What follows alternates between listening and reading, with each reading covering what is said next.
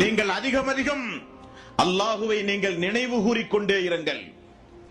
அல்லாஹுவை நீங்கள் நினைவு கூறினால் அல்லாஹு தஆலா விசேஷமான ஒரு வானவரை உங்களுக்கு அனுப்புவான்.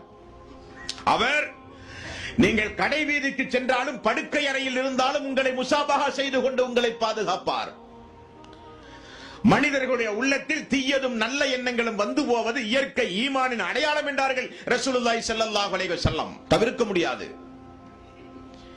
இங்கே நாம் யோசிக்க வேண்டிய பிரச்சனை, நம்முடைய உள்ளம் ஏன் இப்படி மாறிவிட்டது என்று கவலைப்பட்டவர்கள் சஹாபாக்கள், உள்ளத்தை அஞ்சியவர்கள் சஹாபாக்கள். இந்த மனித சமுதாயத்திலே பாருங்கள், பல உபதேசங்களை நாம் எல்லாம் உருக்கமாக, அழுத்தம் திருத்தமாக, மிக தெளிவாக பல உபதேசங்களை நாம் கேட்டிருப்போம். சொல்லப்படுவது அல்லாஹ்வுடைய ஆயத் என்று நமக்கு நன்றாக தெரியும். சொல்லப்படுவது நபிகள் நாயகம் ஸல்லல்லாஹு அலைஹி வஸல்லம் பொன்மொழிகள்